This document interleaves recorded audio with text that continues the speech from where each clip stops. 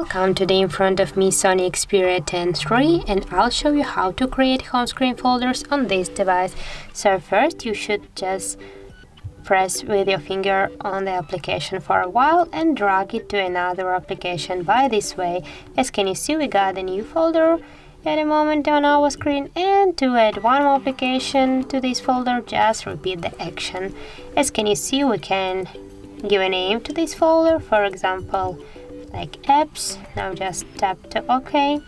If you want, you also can move these folders on your screen or between the screens like this, and also we can take it back. If you want, we can just remove the application from this folder. Just press for a while and drag it here to on your screen.